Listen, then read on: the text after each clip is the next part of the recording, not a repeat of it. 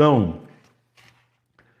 nós continuamos na profecia de Jesus do Evangelho de São Mateus, capítulo 24, agora versículos 40 a 51.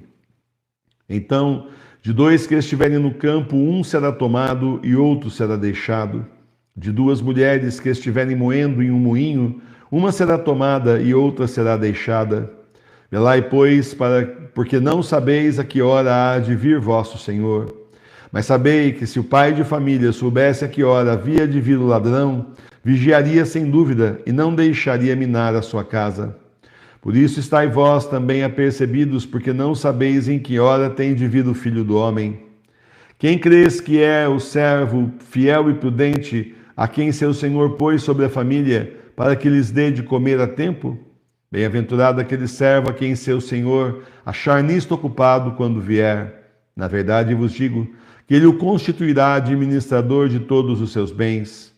Mas se aquele servo, sendo mau, disser no seu coração, meu Senhor tarda em vir, e começar a maltratar aos seus companheiros e a comer e beber com os que se embriagam, virá o Senhor daquele servo no dia em que ele não o espera e na hora que ele não sabe, e o removerá e o porá com os hipócritas.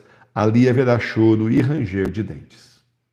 Então, meus irmãos e minhas irmãs, como sempre, nós vamos fazer aquela análise versículo por versículo dessa passagem tão linda do Evangelho, terminando aqui, né, justamente esse capítulo que nós estamos estudando, que é o capítulo 24 de São Mateus. Então, de dois que estiverem no campo, um será tomado, o outro será deixado. De duas mulheres que estiverem moendo em um moinho, uma será tomada e outra será deixada. Meus irmãos e minhas irmãs, não, a salvação não é para todos, porque não é todo mundo que quer. Não é todo mundo que busca, não é todo mundo que quer saber do Senhor. Porque saber do Senhor significa obedecer ao Senhor. Então é melhor não saber para não ter que obedecer. Uma lógica torta, que não se aplica de forma nenhuma à salvação de ninguém, mas tem gente que acha que está sendo esperto. Tem até um padre Mito aí que ensinou isso, né? Há uns anos atrás, ele ensinava justamente na internet isso, que se você não souber que é pecado, não é. Então eu não sei porque que as pessoas ficam fazendo curso com ele, porque é bom não saber, não é? Segundo essa lógica torta dele, não sabendo, mas vamos fazer curso para aprender mais, né? Então, vamos, né? Então, meus irmãos, não é esse o caminho é a gente conhecer a Bíblia, a Sagrada Escritura, a Sagrada Tradição, o Sagrado Magistério, a Sã Doutrina da Santa Igreja, para poder obedecer mais e melhor cada vez mais.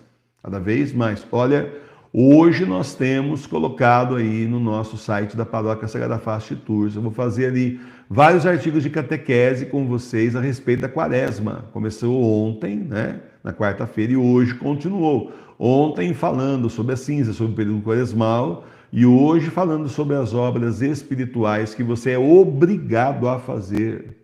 Não é opcional. Escolha uma, tem 7, mas você pode escolher uma, tá tudo certo. Não, é para fazer a maioria, o que for possível, certo?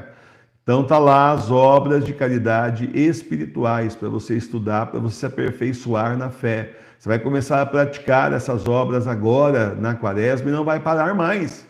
Não vai só falar assim, não, acabou a Quaresma, não tem mais obra espiritual. É como assim? Isso aí é o ano inteiro, é todo dia. Toda vez que você tiver chance, como assim não tem mais? Aí lembra quando a professora Milena era mocinha, ela morava numa cidade interior de Minas também, e lá nessa cidade tinha um sujeito que tomava todas o ano inteiro, menos na Quaresma. Chegava quarta-feira de cinzas, o homem ficava seco, secou tudo, não tomava mais nada, não tomava nem uma gota. E passava bem ali a Quaresma inteira sem beber nada. Mas acabou a Quaresma na Páscoa, entortava o caneco de novo, começava a história tudo de novo. Falei, vem cá, amigo, por que já que você parou? Por que já não termina de parar de uma vez? Já parou mesmo, continua. Era a penitência dele, parar de beber. Então, mas é tipo assim, você está entendendo? É preciso procurar a conversão.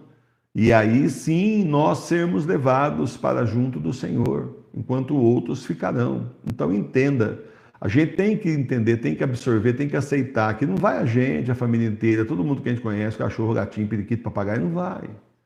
Vão aqueles que estão procurando o Senhor, ou aqueles que vierem a procurar o Senhor mais para frente um pouco, não estão procurando agora, estão meio distraídos na vida aí, mas mais um pouco eles vão procurar, né? E outros não vão, gente, e outros não vão. Então a gente tem que entender isso, tem que aceitar isso, E é mais negócio a gente entender e aceitar do que ficar sofrendo depois, porque não, nós temos que se entender com Deus é assim, individual, a gente vai prestar conta para o Senhor sozinho. Claro, a gente gosta das nossas famílias, não é? Dos entes queridos, do mais pudesse ir junto, tem que aceitar que não vai, uma parte não vai. Está aqui, é bíblico, não vai. O Senhor não fala nada para enrolar a gente, ele é muito claro, não vai. Não vai todo mundo. Não vai porque a maioria não quer saber de Jesus. Então, quem quer saber é justo que vá. Não olhe para a sua família da terra, olhe para a sua família do céu. Olhe para a sua família do céu. Hoje de manhã, na pregação da manhã, estava falando, né, aquela profecia, né, a promessa de Deus para o Abraão, né, que a descendência dele ia ser tão grande que ninguém poderia contar. Eu pergunto para você, quem é que pode contar os santos que estão no céu? Não é? Uma descendência enorme do Abraão, ele está lá junto. Quem é que pode contar? Não foi bem assim como a gente imagina quando lê, mas olha só, quanta gente lá e quantos de nós não irão também. Pelo menos nós aqui estamos todos querendo, né? Quantos não vão também ainda até o final desses tempos que são os últimos? Então, simplesmente é isso, sabe? Se conforme com isso, olhe para o Senhor. O Senhor já avisou que vai ser assim, não questione o Senhor e vamos em frente. Você já reza. A minha postura, gente, faz tempo já é assim. Eu rezo pela conversão dos pecadores. Então, automaticamente, por todos os entes queridos, eu estou rezando também. Pronto, acabou. Os que são inimigos da igreja eu não rezo porque não pode.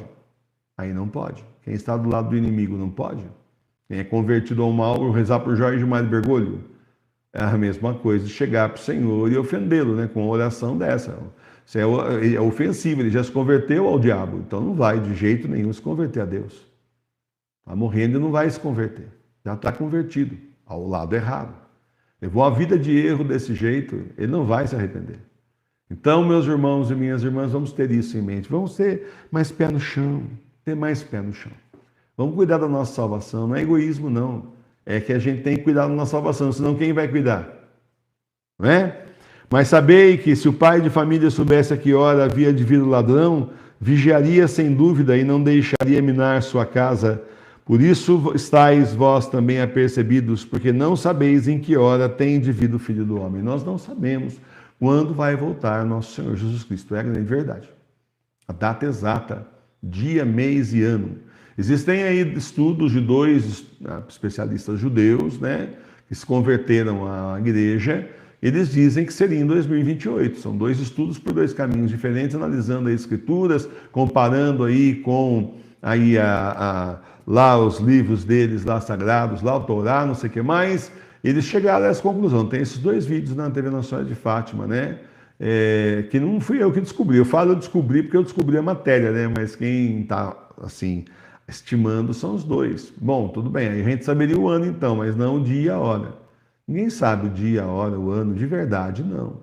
Tem gente falando assim, estou só esperando da 2028, vou voltar aqui para dizer que você está bem errado. Depois, entra assim, o rato, assim, Ô, criançada, né? Berçário maternal é fogo, né? Então, é assim, de verdade, a gente estima, pelo tudo que a gente está vendo, pelas profecias, a gente vai procurando interpretar as profecias à luz da fé do Espírito Santo, do nosso anjo da guarda ajudando, né? Mas é bom estar preparado, porque, de verdade, podia ser agora e pode ser amanhã. O Senhor é nosso Deus, a hora que Ele falar acabou, acabou. A hora que Ele disser fim, fim. Então, vamos nos preparar. Porque a gente está vendo aí que o Senhor está atrasando o maligno, né? Já era para ter feito um monte de coisa e não fez. Está abreviando o tempo da prova aí. Então, vamos nos preparar. Vamos nos preparar para nos encontrarmos com o Senhor. E por último aqui, quem crês que é o servo fiel e prudente a quem seu Senhor pôs sobre sua família para que lhe destes de comer a tempo, bem-aventurado aquele servo a quem seu Senhor achar nisto ocupado quando vier. Meus irmãos, ele fala do bom servo e do mau servo. O bom servo é aquele que faz a vontade do Senhor, que simplesmente obedece o Senhor nosso Deus e cumpre a vontade de Deus. Os maus servos são aqueles que não cumprem a vontade de Deus, se aproveitam que o Senhor está demorando e simplesmente se aproveitam dos outros que são servos também. Conhece isso? Em quem você pensa quando a gente fala dos maus servos? Claro, igreja falsa. Falsa igreja é isso. Eles acham que o Senhor não vai vir mesmo e eles podem fazer tudo o que eles quiserem, tomaram o poder e a igreja agora é deles. Eles acham isso, tá? A igreja deles é deles. Mas não é a igreja do nosso Senhor, porque o Senhor trouxe a igreja para as casas, para a igreja doméstica. Então continuamos sendo católicos apostólicos romanos, mas em casa, até a volta do Senhor, só para daí depois que ele tirar o resto do pessoal dele que é de lá, ele destrui tudo. Porque vai ser tudo destruído nos 3 dias de escuridão. Essa foi a obra que o Senhor fez. A gente sofre mais porque a gente foi chamado primeiro, porém, pensa bem, você está lá agora. Vem aí campanha da fraternidade de novo. Estão até fazendo divulgação de material para comprar. Vê bem se fosse agora. A gente estivesse lá. Nós não poderíamos estar lá. E aí a gente descobriu logo depois, daqui a 6 meses, 1 ano, que não devia estar lá. Então, você vê, o Senhor foi bom para nós, foi maravilhoso. Chamou mais um monte de gente, mas tem gente que não vem, fica iludido pela conversa de uma Eucaristia inexistente que não tem mais. Não tem mais. A comunhão agora é só espiritual. A comunhão eucarística não tem mais nesse ponto que nós estamos. Simplesmente depois do Papa Bento XVI, depois que ele foi tirado do poder, já não tinha mais. E ainda tinha a Eucaristia válida porque o nosso Papa, São Bento XVI, ele estava celebrando todo dia. A partir da hora que ele foi morto, não tem mais absolutamente Eucaristia no mundo. Tem que entender isso, o sacrifício foi suspenso. Então, meus irmãos e minhas irmãs, sejamos bons servos, porque de maus servos a igreja está cheia.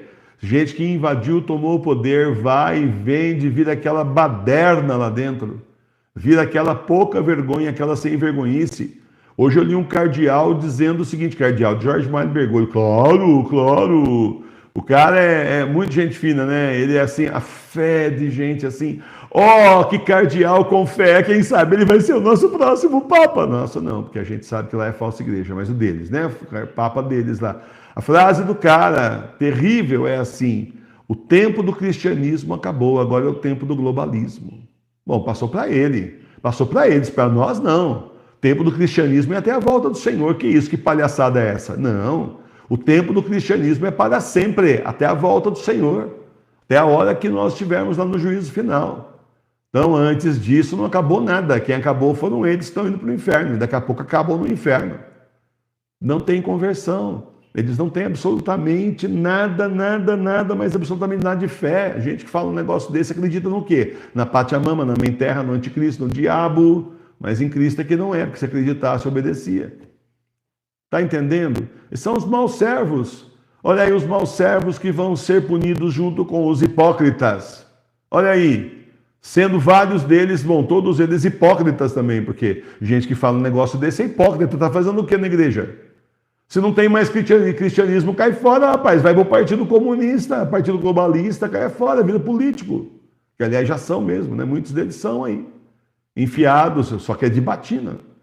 Então, meus irmãos e minhas irmãs, sobrou para nós, sobrou para a Igreja Católica Apostólica Romana continuar doméstica nas casas, continuar com fé, levando a Santa Igreja à frente. Qual foi a promessa do Senhor?